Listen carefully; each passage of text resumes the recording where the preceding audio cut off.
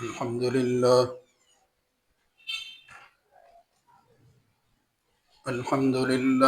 نحمده ونستعينه ونستغفره ونعوذ بالله من شرور أنفسنا ومن سيئات أعمالنا من يهده الله فلا مضل له ومن يضلل فلا هادي له وأشهد أن لا إله إلا الله وحده لا شريك له وأشهد أن محمدا عبده ورسوله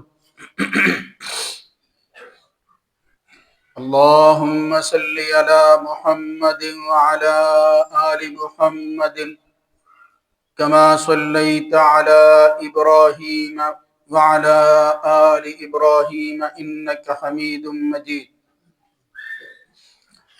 اللهم بارك على محمد وعلى آل محمد كما باركت على إبراهيم وعلى آل إبراهيم في العالمين إنك حميد مجيد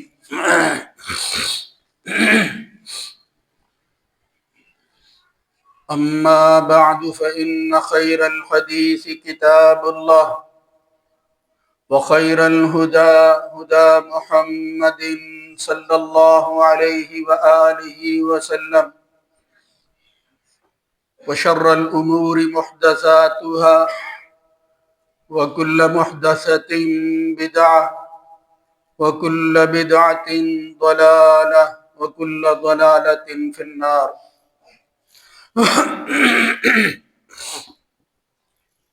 ربي أعوذ بك من همزات الشياطين من همزه ونفخه ونفثه يا أيها الذين آمنوا اتقوا الله حق تقاته ولا تموتن إلا وأنتم مسلمون يا أيها الناس اتقوا ربكم الذي خلقكم من نفس واحدة وخلق منها زوجها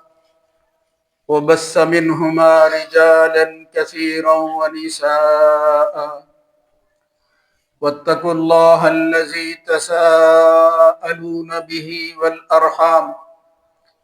إن الله كان عليكم رقيبا يا أيها الذين آمنوا اتقوا الله وقولوا قولا سديدا يصلح لكم أعمالكم ويغفر لكم ذنوبكم ومن يطع الله ورسوله فقد فاز فوزا عظيما رب اشرح لي صدري ويسر لي أمري واحلل عقدة من لساني يفقه قولي كل نفس ذائقة الموت وإنما توفون أجوركم يوم القيامة فمن زحزح عن النار وأدخل الجنة فقد فاز وما الحياة الدنيا إلا متاع الغرور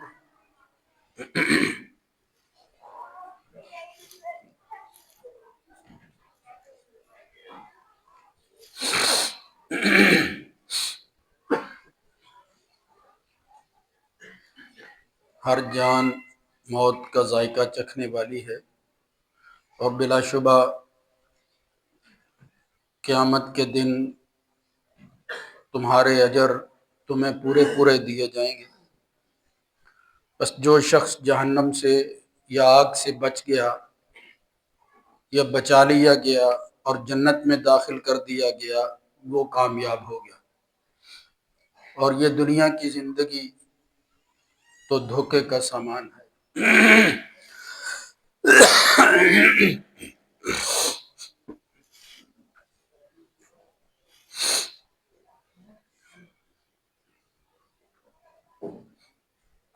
ہر قسم کی حمد و ثنا اللہ مالک الملک کے لیے ہے، جو تمام جہانوں کا خالق اور مالک ہے۔ درود و سلام اس کے آخری نبی سید ولد آدم جناب محمد الرسول اللہ صلی اللہ علیہ وآلہ وسلم کی ذات گرامی پر۔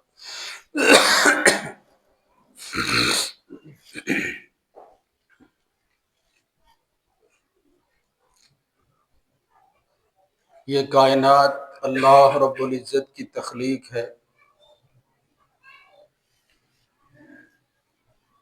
اس میں اللہ رب العزت نے وہ کچھ رکھ دیا ہے جس کی وجہ سے اس کی طرف ہر وقت انسان متوجہ رہتا ہے، اپنے فائدے کا سامان ڈھونڈتا رہتا ہے، نقصان سے بچنے کی کوشش کرتا ہے۔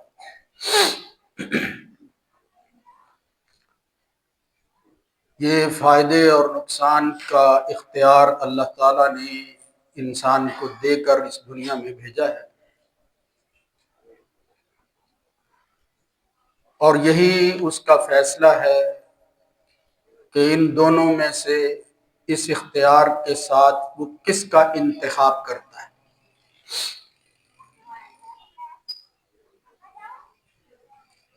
ایک مسلمان اللہ کو ماننے والا، اس رب کا غلام بن کر زندگی گزارنے والا، اپنی سوچ کو بلند رکھتا ہے، اور یہ دنیا جو اس کو نظر آتی ہے اس کے فائدے اور نقصان کی بنیاد بھی اپنی خواہشات نہیں بناتا،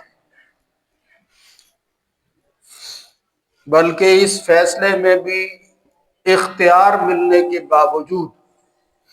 وہ ترجیح دیتا ہے کہ میری اس حوالہ سے رہنمائی اللہ نے کیا کی ہے، اور پھر اس کی تفصیل و تشریح اس کے آخری نبی محمد الرسول اللہ صلی اللہ علیہ وآلہ وسلم نے کیا فرمائی۔ اسی کو دین کہتے ہیں، یہی ہمارا ایمان ہے، اسی پر ہماری دینی زندگی وابستہ ہے۔ جب اس کے ساتھ یہ دین لگ جاتا ہے تو اس کا مطلب یہ ہے کہ اس کی بلند سوچ کے اندر صرف یہ دیکھا جانے والا جہان نہیں ہے، ایک ایسی دنیا ہے کہ جس کے فائدے اور نقصان کو بھی ہم نے ادھر ہی متعین کرنا ہے۔ اسی اختیار کو استعمال کرنے کے بعد وہاں کی زندگی کا فیصلہ ہوگا۔ مگر اللہ رب العزت نے اپنے نبی محمد الرسول اللہ صلی اللہ علیہ وسلم کے ذریعے بتایا ہے کہ وہ فیصلہ بھی اگر بندہ یہ کہہ لے کہ اس کے اپنے اعمال کی بنیاد پر ہونا ہے تو یہ اس کا فخر اور اس کا اپنے اعمال پر اترانا جہالت پر مبنی ہے۔ یعنی اللہ کی نعمتوں کے مقابلہ کے اندر بندہ کیا کر سکتا ہے؟ وہ بڑے سے بڑا کام بھی کر لے، اللہ کے مقابلہ میں، اس کی نعمتوں کے مقابلہ کے اندر اس کی کوئی حیثیت نہیں ہے اگر وہ غور کرے۔ لہذا اس کو امید رکھنی چاہیے اس بات کی کہ میں نے کوشش کی ہے اپنے طور پر، مگر فیصلہ میرے مالک کا ہے۔ اس کوشش کے ذریعے میں نے اس رحمت کو جو ہے وہ اپنے قریب کرنے کے لیے جد و جہد کی ہے اور دنیا میں لگا رہا ہوں۔ اب اس رحمت کا فیصلہ میرے حق کے اندر ہو جائے تو کامیابی ہے، اگر میں اس رحمت سے محروم ہو گیا تو اس سے بڑی ناکامی اور کوئی نہیں۔ اللہ کی رحمت، اعمال کا فیصلہ۔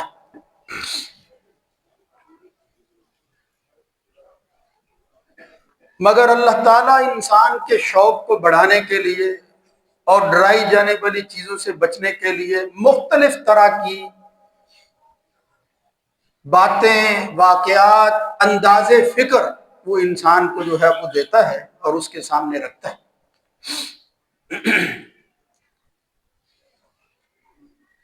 اس کام اور عمل کرنے کے لیے اللہ تعالیٰ نے یہ سال اور مہینے عنایت کیے ہیں،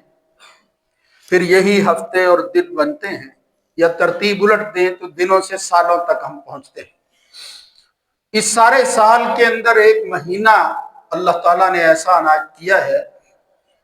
جو اللہ کے عطایا میں سے بڑا عطیہ ہے، اللہ کی دی ہوئی نعمتوں میں سے ایک بڑی نعمت ہے، یعنی عطیہ خدا بندی ہے، جس کے متعلق سلف یہ کیا کرتے تھے کہ اس کی آمد اور استقبال کے لیے 6 مہینے دعا کرتے، اور پھر اس مہینے میں جو کچھ کرتے اس سے لے کر آئندہ 6 مہینوں تک اس کی قبولیت کے لیے اللہ کے سامنے درخواست گزار رہتے۔ یہ مہینہ اتنی اہمیت کا حامل ہے، یوں سمجھ لیجئے کہ اللہ رب العزت انسان کو ایک اور موقع عنایت کرتا ہے کہ وہ پہچان لے کہ وہ اس دنیا میں کیوں آیا ہے، کیسے آیا ہے، کس مقصد کی خاطر اس کو بھیجا گیا ہے، اور وہ کس قدر کامیاب ہوا ہے اور کس حد تک ناکامی سے بچا۔ یہ مہینہ رمضان کا مہینہ ہے، جس کا نام لیتے ہی ہم ساتھ کہتے ہیں رمضان المبارک کا مہینہ، اور اس کی بڑی وجہ یہ ہے کہ خود محمد الرسول اللہ صلی اللہ علیہ وآلہ وسلم نے مجموعی اعتبار سے اس مہینے کا تعارف کرواتے ہوئے آغاز ہی میں جو بات کہی وہ ایک حدیث میں آتی ہے، اتاکم شہر رمضان شہر مبارک فرض اللہ علیکم صیامہ، اللہ تعالیٰ نے تمہیں ایک مہینہ دیا ہے جو مبارک مہینہ ہے، یعنی اس کی برکتیں نظر آتی ہیں، مگر پہلے ہی سے آگاہ کر دیا گیا زبان رسول کے ذریعے کہ برکتوں کا مہینہ ہے، سمیٹ لو۔ یعنی جب کسی پر نوازشیں ہوتی ہیں، کوئی شخص کسی پر بڑا بندہ مہربان ہوتا ہے تو بندہ غنیمت سمجھتا ہے کہ آج اس کی مہربانیوں سے فائدہ اٹھا لو۔ محمد الرسول اللہ صلی اللہ علیہ وسلم بھی یہی کہتے ہیں، اغتنم خمسا قبل خمس، یہ 5 چیزیں جو چھن جائیں گی ان کی موجودگی سے فائدہ اٹھا کر اس غنیمت کو پا لو۔ یہ غنیمت کی بات ہے، یہ انسان کو صحت ملتی ہے، اگر بیماری ہو بیماری سے پہلے اس کی قدر کر لو، موت سے پہلے اس زندگی کی قدر کر لو، بڑھاپے سے پہلے اس جوانی کو جو ہے وہ کسی کام میں لے آؤ۔ تو نبی کریم صلی اللہ علیہ وسلم کا یہ فرمانا، اس غنیمت کو حاصل کرنا ہے، یہ غنیمت کا مال ہے جو اللہ کی طرف سے تمہیں عطا کیا جا رہا ہے۔ تو یہ مبارک مہینہ کیوں ہے؟ اس لیے کہ اس کے اندر وہ کامیابی کا راستہ آسان ہو جاتا ہے جس کا مومن بندہ متلاشی ہوتا ہے، اور نقصان سے بچ جاتا ہے، دور ہو جاتا ہے۔ یہی وہ بات ہے جو تمام آیات میں اور نبی کریم صلی اللہ علیہ وسلم کی حدیث اور سنت کے اندر موجود ہے۔ کامیابی کیا ہے، نقصان سے کیسے بچنا ہے۔ دوسرے لفظوں کے اندر آپ نے جنت کیسے حاصل کرنی ہے اور جہنم سے کیسے بچنا ہے، یعنی پیش نظر وہی دنیا ہے۔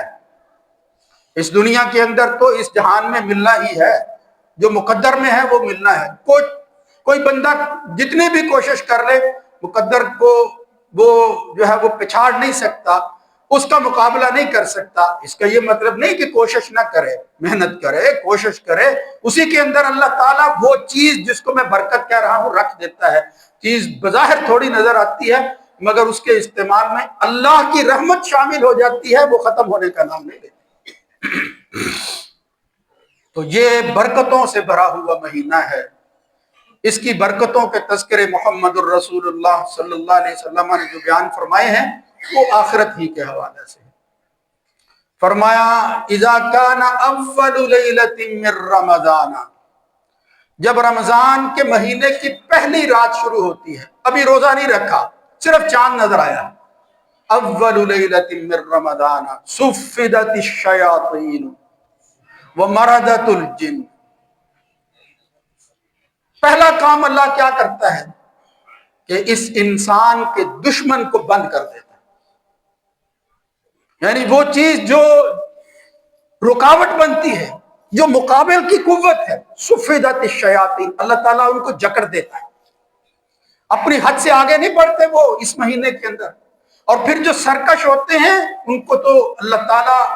اس طرح جو ہے وہ قید کر دیتا ہے، سلسلۃ الشیاطین و مردۃ الجن۔ یہاں ویسے ایک لفظ استعمال ہوا مردۃ الجن، اس کا مطلب یہ ہے کہ شرارت کرنے والی جتنی قوتیں ہیں اللہ تعالیٰ ان کو جکڑ دیتا ہے۔ شیطان اور اس کے ماننے والے، خواہ شیطان ہو یا شیطان کے علاوہ کوئی، مردۃ الجن کہا۔ اب ساتھ ہی اس کی جو ہے وہ وضاحت اگلی انہی باتوں کے اندر رسول اللہ صلی اللہ علیہ وسلم کیسے فرمان کے اندر آ گئی، غلقت ابواب جہنم، اللہ تعالیٰ جہنم کے دروازوں کو بند کر دیتا ہے۔ اب آپ دیکھیں، یعنی ایک ہے سبب، اس کے نتیجہ کے اندر جو چیز جو ہے وہ ملتی ہے، دونوں کو اللہ تعالیٰ جو ہے وہ وقتی طور پر بند کر دیتا ہے۔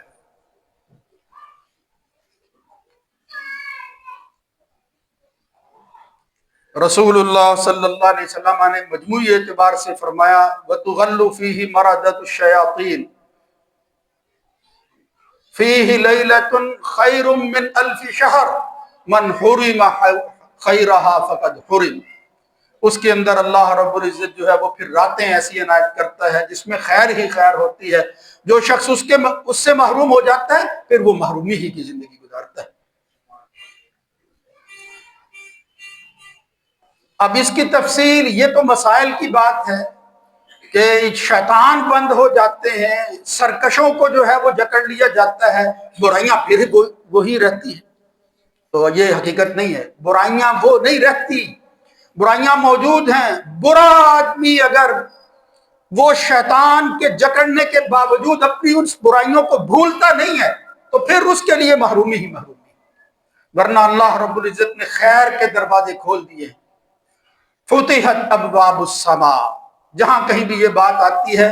اللہ آسمان کے دروازے کھول دیتا ہے، اسی روایت کے اندر آگے اس کی وضاحت آ رہی ہے کہ اس کا مطلب کیا ہے۔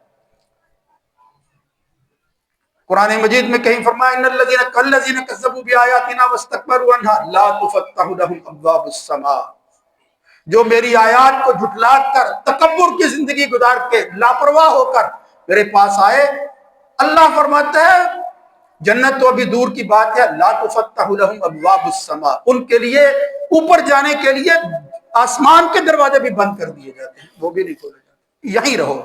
اسی سے محبت کرنے والوں، تم اس قابل نہیں ہو کہ اس جہان کی جو ہے وہ سیر کرو اور اس کے قریب بھی پھٹک سکو۔ یہاں فرمایا اذا دخل رمضان فتحت ابواب السماء وغلقت ابواب جہنم، اللہ تعالیٰ آسمان کے دروازے کھولتا ہے، جہنم کے دروازے بند کرتا ہے۔ تو کیا معلوم ہوا، جب آسمان کے دروازے جو ہے وہ کھلتے ہیں تو پھر جہنم کا راستہ نہیں، کسی اور کا راستہ جو ہے وہ اللہ تعالیٰ کھول رہا ہے اس آسمان کے ذریعے۔ وہ بہاریں جو اوپر رکھی ہوئی ہیں اس نے اس جہان کے اندر آسمان سے گزر کر بندہ جاتا ہے۔ آپ اندازہ کریں، آج ہر بندہ خواہش کرتا ہے، کسی کو نصیب ہوتا ہے، ریسرچ ہوتی ہے بھئی کہیں چاند پر چلے جائیں، کسی دوسری دنیا میں زندگی کا ایک لمحہ ہی گزار لیں۔ اللہ فرماتا ہے ہمیشہ ہمیشہ کے لیے اس دنیا میں رہنے کے لیے ان آسمانوں سے بھی تمہیں گزرنا ہے۔ اپنے نبی کو سب کچھ دکھایا، بڑی عظیم نعمت تھی جو حاصل ہوئی، اس سے بڑی عزت اور وقار کسی اور نبی کو نہیں ملا، مگر بندہ مومن کو اللہ رب العزت یہ نصیب کرے گا، وعدہ ہے اس کا۔ اسی روایت میں آگے وفی روایت ابواب الرحمہ، یہ آسمان کے دروازوں کے کھلنے کا مطلب کیا ہے؟ رحمت کے دروازے کھل جاتے۔ یہ بات میں اپنی طرف سے نہیں کہہ رہا تھا کہ رحمت کیا چیز ہے۔ فتحت ابواب جہنم، ویسے یہاں ایک علمی سی بات ہے، اللہ کے رسول صلی اللہ علیہ وسلم نے جو فرمایا ایک ہے فتحت یعنی کھولے جاتے ہیں، تو کہیں فرمایا فتحت ابواب جہنم غلقت ابواب الجحیم۔ اللہ تعالیٰ آسمان کے دروازوں کو کھولتا ہے نہیں، یوں کھولتا ہے کہ جس طرح کوئی یہاں کوئی نمائش لگی ہو اور پھر پتہ چلے کہ وہ فلاں چیز سستی ملنے والی ہے، آپ غور کرتے رہتے ہیں، دیکھتے ہیں کس طرح دنیا اکٹھی ہو جاتی ہے اور کس طرح جھپٹتی ہے اس چیز پر جس کو وہ حاصل کرنا چاہتا ہے۔ بالکل اسی طرح فتحت، بس انتظار ہے لوگوں کا، دیکھو کس طرح جو ہے وہ دوڑیں لگتی ہیں۔ فتحت ابواب الجنت یا ابواب الجنہ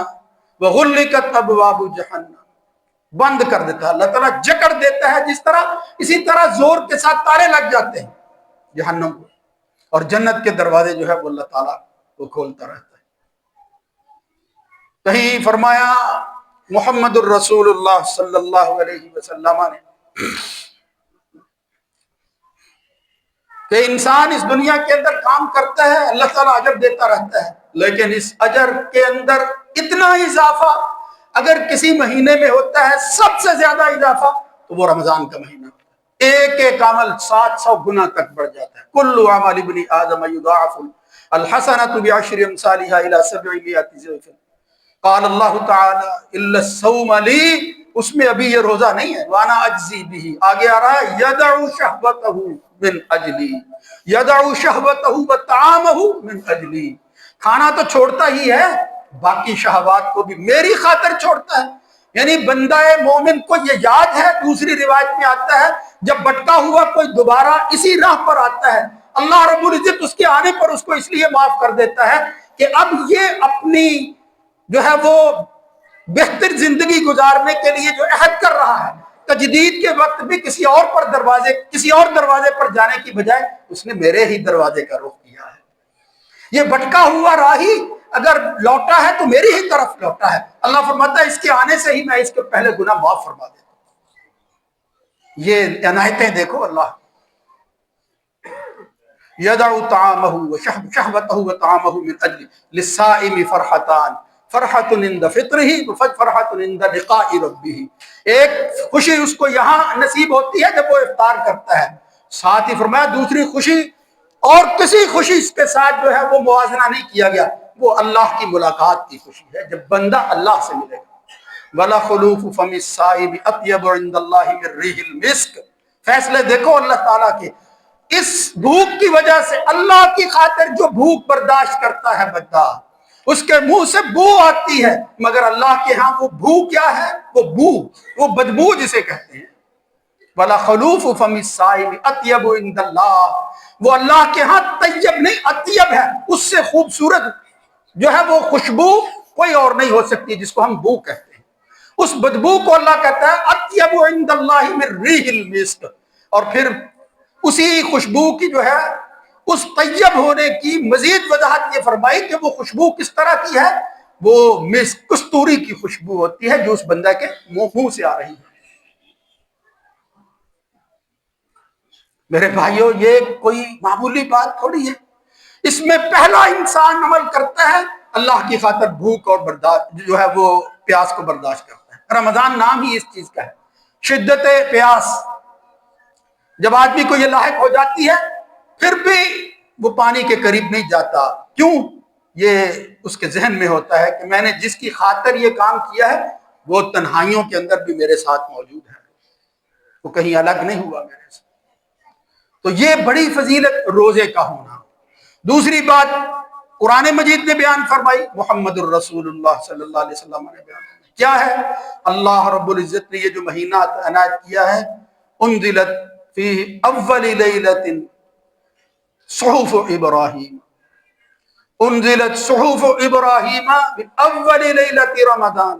رمضان کی پہلی رات کے اندر جو آسمانی ہدایت نامے نازل ہوئے ان میں سے ایک ہدایت نامہ صحف ابراہیم جس کا سورہ اعلیٰ کے اندر ذکر آتا ہے، وہ رمضان کی پہلی رات کے اندر نازل ہوا۔ وَأُنزِلَتِ التَّوْرَاةُ لِسِتٍّ مَدَتْ مِن رمضان، یہ دوسرا بڑا ہدایت نامہ، تورات نازل ہوئی 6 رمضان کو۔ وَأُنزِلَ الْإِنجِيلُ ل13 خلت من رمضان، یہ 13 رمضان کو۔ وَأُنزِلَ الزُّبُورُ، زبور نازل ہوئی کب؟ ل18 خلت من رمضان، وہ 18 رمضان کو۔ وَأُنزِلَ الْفُرْقَانُ، یہ جو فرقان ہے حق اور باطل کی تمیز کرنے والی آخری کتاب، آخری نبی محمد الرسول اللہ صلی اللہ علیہ وسلم پر جو اتری ہے پہلے ہدایت ناموں کے ساتھ، وہ سارے اسی رمضان میں، حسن درجہ کی روایت ہے، یہ اسی رمضان میں اترے، اور یہ قرآن مجید 24 رمضان کو اترا، یہ نبی کریم صلی اللہ علیہ وسلم کا، یعنی رمضان کے اندر اترا ہے۔ یہ مہینہ برکتوں والا کیوں ہے؟ اس لیے کہ اس کے اندر سب سے متبرک چیز جو انسان کو جو ہے وہ روحانی خوشی نصیب فرماتی ہے،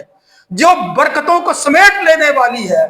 پھر یہ دنیا کی چیزوں کی قدر انسان کو نہیں رہتی، وہ پھر بھول جاتا ہے اور پھر اسی کو اکٹھا کرتا رہتا ہے جس کو برکت کہتے ہیں، برکت کہتے ہیں۔ وہ ساری کی ساری چیزیں اسی رمضان کے مہینہ میں نازل ہوئی۔ محمد الرسول اللہ صلی اللہ علیہ وسلم کے بارے میں آتا ہے کانا اجود الناس، تمام لوگوں سے سخی محمد الرسول اللہ صلی اللہ علیہ وسلم، وکانا اجود بالخیر من رمضان، مگر رمضان کے مہینے میں سب سے زیادہ سخی آدمی زیادہ سخی ہو جاتا ہے۔ کیوں؟ اس لیے کہ وہ اس رمضان کے مہینے میں قرآن مجید کے یعرض علیہ القرآن، وکانا جبریل یعرض علیہ القرآن، نبی کریم صلی اللہ علیہ وسلم دور کرتے رمضان میں، اس قرآن مجید کو جتنا اترا ہوتا اس کو دہراتے، کس کے ساتھ؟ جبریل امین کے ساتھ۔ اور پھر جب قرآن پڑھ رہے ہوتے اللہ کے رسول، کہیں جبریل جو ہے وہ پڑھ رہا ہے، کہیں اللہ کے رسول پڑھ رہے ہیں، یہ جو دور چلے، یدارسہ القرآن کے بھی لفظ آتے ہیں، تو فرمایا وَكَانَ أَجْوَدَ بِالْخَيْرِ مِنَ الرِّيحِ الْمُرْسَلَةِ، پھر اسی خوشی کے اندر اللہ رب العزت اللہ کے راستے میں اس طرح چیزوں کو، مال کو بہاتے تھے جس طرح تیز آندھی چل رہی ہے اور وہ بہا کر سب کچھ لے جا رہی ہے، بالکل اسی طرح مال لٹاتے جاتے تھے نبی کریم صلی اللہ علیہ وسلم۔ رمضان قرآن کا، آسمانی کتابوں کے نازل ہونے کا مہینہ ہے۔ یہ مہینہ یہ تمہاری بخششوں کا ذریعہ ہے، آؤ لوٹ آؤ۔ نبی کریم صلی اللہ علیہ وسلم فرماتے ہیں، اللہ رب العزت کہتا ہے اپنے فرشتوں سے کہ جاؤ اور اس بندہ مومن کو جو مجھے میرے ماننے والا ہے مگر ذرا دور ہے، اس نے جو ہے وہ بے رخی کی ہوئی ہے، یا باغی الخیر اقبل ویا باغی الشر اکثر، اللہ فرماتا ہے اے خیر کے متلاشی آگے بڑھ، اور اے شر کو چاہنے والے اب تو رک جا۔ وَلِلَّهِ عُتَقَاءُ مِنَ النَّارِ، اللہ تعالیٰ پھر اس جہنم کی آگ سے ہر روز ذَلِكَ كُلَّ لَيْلَةٍ، دوسری روایت میں آتا ہے اِنَّ لِلَّهِ عُتَقَاءَ عِنْدَ كُلِّ فِطْرٍ، جب بندہ جو ہے وہ روزہ بھی افطار کرتا ہے اللہ رب العزت خلاصی اور نجات عطا فرماتا ہے۔ یہ دنیا کے اندر دیکھو جنت کا حصول، جہنم سے جو ہے وہ نجات کب مل رہی ہے؟ وَذَلِكَ كُلَّ لَيْلَةٍ، ہر روز، اور دوسری روایت کو ساتھ شامل کرو تو وہ کیا ہے؟ فرمایا جب آدمی افطار کرتا ہے آزاد ہو جاتا ہے وہ پھر، اور جو اللہ کی غلامی میں آ کر بندہ مزہ چکھتا ہے وہ آزادی جو انسان کو نصیب ہو جاتی ہے اس دنیا سے، ذَلِكَ كُلَّ لَيْلَةٍ، پھر یہ دنیا کتنا بھی اس کو غلام بنائے اس کو پرواہ نہیں ہوتی، اس لیے کہ وہ غلام جس کا ہے یہ غلامیاں تو کوئی حیثیت ہی نہیں رکھتی، اللہ کے ہاں وہ آزاد ہی آزاد ہے، پھر اس کو کوئی غلام بنانے والا نہیں۔ تو یہ رمضان المبارک کا مہینہ ہے۔ ایک شخص آیا اور اس نے کہا یا رسول اللہ صلی اللہ علیہ وسلم، آپ کا کیا خیال ہے ان اردت ان تشہد ان اردت ان اشہد ان لا الہ الا اللہ، اگر میں یہ ارادہ کروں اور گواہی دے دوں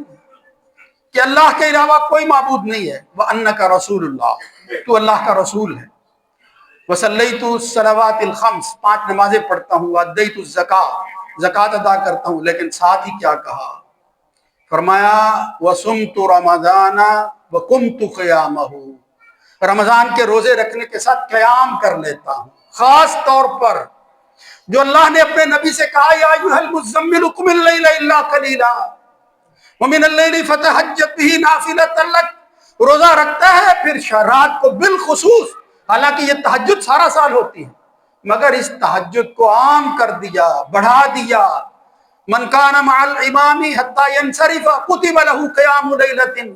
یہ تہجد جو ہے وہ پہلے سے زیادہ باعث اجر کیوں بنتی ہے؟ اس مہینے کے اندر اللہ اجر بڑھاتا ہے، جو امام کے ساتھ مل کر قیام کرتا ہے، امام کے ساتھ مل کر جتنا امام کرتا ہے، گھنٹہ، 1.5 گھنٹہ، 2 گھنٹے، اللہ رب العزت فرماتا ہے اس کے سلام پھیرنے کے ساتھ باقی ساری رات کے اللہ تعالیٰ اس کے لیے قیام لکھ دیتا ہے، قیام ہی کے اندر وہ زندگی۔ ایک اور بڑا عمل نبی کریم صلی اللہ علیہ وسلم نے جس کا بالخصوص ذکر کیا، ان عمرۃ فی رمضان تعدل حجۃ، جو شخص رمضان کے مہینے میں عمرہ کرتا ہے وہ حج کے برابر ہوتا ہے، حج کے برابر۔ ایک عمرہ ہے، ایک خاتون تھی ام سنان الانصاریہ، اس سے نبی کریم صلی اللہ علیہ وسلم نے فرمایا کہ کون سی چیز تھی؟ ما منعکی ان حججت معنا، کس چیز نے تجھے روک دیا کہ تو ہمارے ساتھ مل کر حج کرے؟ اس نے کہا یا رسول اللہ 2 ہی اونٹ تھے، ایک پر جو ہے وہ میرا خامد اور بیٹا حج کے لیے چلے گئے، دوسرا غلام جو ہے اس سے پانی بھرتا رکھتا تھا، میں کیسے حج کرتی؟ محمد الرسول اللہ صلی اللہ علیہ وسلم نے کہا تیری خواہش ضرور تھی، طلب تیری ضرور تھی، ام سنان تو رمضان کے اندر حج عمرہ کر، وہ اسی طرح ہے تقضی حجتن او تقضی حجتن معیہ، تو وہ بالکل اسی طرح ہے کہ تو حج کر رہی ہے یا تو میرے ساتھ مل کر حج کر رہی ہے، صرف حج ہی نہیں ہے، تقضی حجتن معیہ، میرے ساتھ مل کر وہ حج کر رہی، یہ ایک معنی ہے اس کا، یعنی جو میرے ساتھ حج کرنا تھا وہ یوں ہی سمجھ لو نہیں ہو سکا، رمضان کے اندر کر لو۔ یہ رمضان جو یہ بندہ سمجھتا ہے شاید پیسے کا ضیاع ہے، اللہ فرمایا تابعوا بین الحج والعمرہ فانہما ینفیان الفقر والذنوب، یہ گناہوں کے ساتھ ساتھ انسان کے فقر کو مٹانے والی چیز ہے، تم سمجھتے ہو بندہ فقیر ہو جاتا ہے اس سے، ایسا نہیں ہے۔ تو صاحب استطاعت لوگوں کو جن کو اللہ نے دیا ہوا ہے باقی فرائض پورے کرنے کے ساتھ، یہ نہیں ہے کہ ہم سایہ بھوکا ہو آپ عمرے پہ گئے ہوئے ہیں، نہیں نہیں، پہلے اس کا خیال کرے، وہ بھی اسی طرح فریضہ ہے جس طرح عمرہ کرنا فرض ہے، اس کی بھی فضیلت ہے، فرض تو تم نے شاید پورا کر لیا، اب تو تم نے نوافل ادا کر رہے ہیں۔ تو میرے بھائیو یہ کوئی ایک بات نہیں تھی، ان میں سے جو مجموعی فضائل ہیں ہر ایک کو اللہ اور اس کے رسول نے تفصیل کے ساتھ بیان کیا ہے، روزہ کیا ہے، قرآن کیا ہے، یہ جنت اور جہنم جو ہے اس کا حصول اور اس سے بچنا کیسے ہے، وہ کیا ہے جس کو اختیار کرنا ہے، کس طرح جو ہے وہ انسان کی حفاظت ہوتی ہے، کون سے اعمال کرنے سے دنیا بنتی ہے، دنیا سے میرا مراد وہ آخرت کی دنیا ہے، یعنی یہ دنیا جو ہے اس پہ اللہ رب العزت بھی بندہ مومن کو محروم نہیں کرتا، جس کا دل مطمئن ہوتا ہے وہ محرومی کا شکار نہیں ہوتا، اور سب سے بڑی سعادت انسان کے دل کا وہ اطمینان ہے، یہ نصیب اگر ہو جائے بندے کو تو پھر یہ دنیا کی دولت جو ہے اس کی کوئی قدر نہیں رہتی، ورنہ یہ ڈھیر لگے ہوں، خزانے ہوں اس کے پاس، مگر وہ معمولی کسی بیماری کا شکار ہو جائے اس کو کوئی نعمت نظر نہیں آتی۔ نعمتان مغبون فیہما کثیر من الناس، 2 نعمتیں ہیں اکثر جس کا جو ہے وہ بندہ جن کی قدر نہیں کرتا، الصحت والفراغ، ایک تو جو ہے وہ بندے کو صحت نصیب ہو جائے، صحت، پوچھو ان سے جن کو اب صحت نہیں ہے کہ تھی اس وقت نہ کر سکے، چلے خواہش تو کر لیں، دوبارہ ارادہ تو کر لیں، اور دوسرا یہ ہے کہ اللہ تعالیٰ فراغت عطا کر دے، وقت مل جائے۔ سلف کا تو طریقہ یہ تھا کہ جب رمضان آتا وہ کہتے سارا سال بہت کچھ کرتے ہیں، اب جو کچھ کرنا ہے اللہ ہی کے لیے کرنا۔ وہ کیا کرتے تھے، کس طرح کی عبادت کرتے تھے، کیا پڑھتے تھے، وہ کس طرح کے ذکر و اذکار کے اندر قرب الہی کا حصول جو ہے وہ اس کو کھینچتے رہتے تھے، اس کی تفصیل جو ہے وہ جاننے کی کوشش کریں گے۔ اللہ رب العزت یہ تھوڑے کہے ہوئے کو زیادہ بنائے، اے اللہ اس رمضان کے مہینے کی برکتوں کو سمیٹنے کی توفیق نصیب فرما۔ الہ العالمین زندگی کے اندر یہ تیرا عطیہ تیری نعمت مل گئی ہے، اللہ اس کی قدر کرنے کی توفیق نصیب فرما۔ الہ العالمین جو آدمی صحت جو ہے وہ رکھتا ہے، اے اللہ اس کو ہمت عطا فرما دے، یا اللہ اس کے دل کا رخ پھیر دے، اس بابرکت مہینے کے اندر وہ سعادتوں کو حاصل کر سکے، یا اللہ وہ سمیٹ لے ان سعادت مند گھڑیوں کو۔ وَأَمَّا الَّذِينَ سُعِدُوا فَفِي الْجَنَّةِ خَالِدِينَ فِيهَا، یہ سعادت کی بات ہے، یہ فیصلے اس مالک کی طرف سے ہوتے ہیں، لیکن کس کے لیے ہوتے ہیں؟ جو متلاشی ہوتا ہے، جو طلب رکھتا ہے، جو طلب ہی نہیں رکھتا، اللہ رب العزت جو ہے وہ بے طلب بندے کو، خیر کے غیر متلاشی بندے کو جو توجہ ہی نہیں کرتا، جس نے جو ہے وہ دھیان ہی نہیں کیا، اللہ رب العزت جو ہے وہ پھر ایسے بے قدرے کو کچھ نہیں دیتا۔ یہ بڑی قدر والی چیز ہے، اللہ وہاں رکھتا ہے جو اس کو سنبھال سکے، جو اس سے فائدہ اٹھا سکے۔ اللہ رب العزت ہمیں، ہماری اولاد کو، ہماری وہ خواتین، ہماری مائیں بہنیں جو بھی ہمارے ارد گرد ہمارے قریبی ہیں، ان کے لیے سوچا کرو، اور یہی سوچا کرو کہ ان کی دنیا کے ساتھ آخرت کیسے بنتی ہے۔ اگر بیٹوں کے بارے میں، اولاد کے بارے میں اسی دنیا کی بندہ سوچتا رہتا ہے اور آخرت کی اس کو فکر نہیں، ایسی دنیا جس کے نتیجہ کے اندر آخرت برباد ہوتی ہے، یا اللہ وہ نصیب نہ کرنا، یا اللہ وہ دنیا دینا اس دنیا کے اندر بھی ومنہم من یقول ربنا آتنا فی الدنیا وما لہ فی الآخرۃ من خلاق، ایک وہ گروہ ہے جس کو دنیا مل جاتی ہے آخرت نہیں ملتی. ومنہم من یقول ربنا آتنا فی الدنیا حسنۃ وفی الآخرۃ حسنۃ وقنا عذاب النار. یہ ہے وہ جامع دعا، یا اللہ دنیا میں بھی دینا اور آخرت سے بھی محروم نہ رکھنا. وقنا عذاب النار. سبحان ربک رب العزۃ عما یصفون.